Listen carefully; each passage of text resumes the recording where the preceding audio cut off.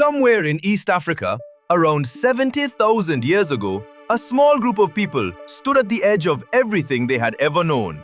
Behind them was the only home their species had ever had. Ahead of them was a planet no human had ever set foot on. They walked anyway. That single decision would eventually put humans on every continent except Antarctica. It would create every culture, every language, every nation that exists today. And it all started with a walk out of Africa that almost didn't happen. Here's something most people don't realize. Homo sapiens evolved in Africa around 300,000 years ago. That means for well over 200,000 years, modern humans, anatomically identical to you and me, lived only in Africa. We are a young species compared to some of our ancestors, but even by our own timeline, we stayed put for a very long time. So why did we finally leave? The truth is, we probably tried more than once. Fossil evidence shows small groups of humans reaching places like the Arabian Peninsula and even parts of Greece over 100,000 years ago. But those early attempts seem to have failed. The populations vanished, likely wiped out by climate shifts, isolation, or simply bad luck. The migration that actually succeeded, the one that populated the rest of the world, happened later, somewhere between 70 and 60,000 years ago. Climate played a massive role. Africa was going through cycles of extreme drought. Lakes disappeared. Grasslands turned to desert. Entire ecosystems that had supported human life for millennia simply dried up. For a species that depended on hunting, gathering, and predictable water sources, this was catastrophic. But here's the part that made the difference. During these dry periods, sea levels also dropped because more of the planet's water was locked up in ice. That dropped sea level exposed land bridges and narrowed the distance between Africa and the Arabian Peninsula, near the strait now called Bab el-Mandeb. Suddenly, a journey that once required crossing open, dangerous water became something much more survivable.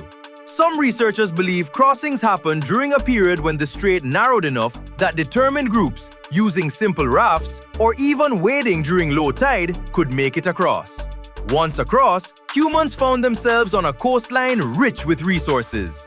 This is one of the most important discoveries in recent migration research.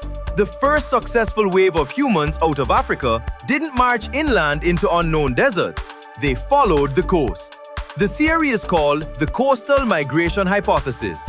Coastlines offered something incredibly reliable: shellfish, fish, and stranded marine life, available every single day regardless of season. You didn't need to track herds or wait for fruit to ripen. The tide brought food to you twice a day, like clockwork. This meant a small band of humans could survive in an unfamiliar environment without needing to master it first. They simply followed the shoreline, and the shoreline fed them. All the way from the Arabian Peninsula, along the coast of India, past Southeast Asia, and eventually to the edge of a continent nobody had ever seen. Genetic evidence backs this up in a stunning way. Nearly everyone alive today whose ancestry traces outside Africa descends from this single wave of migration. Aboriginal Australians, Europeans, East Asians, Native Americans. Despite looking different, despite speaking thousands of different languages, genetic studies show we largely share the same migration event, the same journey out of Africa tens of thousands of years ago. And the group that reached Australia did something almost unbelievable for their time. To get there, they had to cross open ocean. Not a narrow strait, open water, with no land visible on the horizon. This means humans, at least 65,000 years ago, built some kind of seafaring vessel and deliberately sailed toward the unknown, with no guarantee land existed on the other side. Whether it was a raft, a dugout canoe, or something we can't even reconstruct today, this act required planning, cooperation, and a level of abstract thinking previously unseen in the archaeological record. Think about what that actually means. These weren't primitive wanderers stumbling across continents by accident. They were explorers. They watched bird migrations, noticed drifting debris, and made a calculated decision that land existed beyond what they could see. Then they built something capable of getting there, loaded it with enough people to start a new population, and pushed off from shore. That is one of the boldest bets in the entire history of our species. From there, the migration didn't stop. Groups pushed north into Central Asia. Others moved into the river valleys of what is now the Middle East. Within tens of thousands of years, humans had reached Siberia and eventually crossed into a completely new landmass across another land bridge, this time connecting Asia to the Americas. Each of these journeys meant adapting to environments completely unlike the African savanna where our species began. Freezing tundras, dense rainforests, high-altitude mountains with thin air. Humans had no fur, no claws, no natural defense against extreme cold. What we had instead was behavioral flexibility. We could make clothing. We could build shelters. We could share knowledge across generations about which plants were edible and which were poison. This adaptability is arguably the real superpower behind our migration.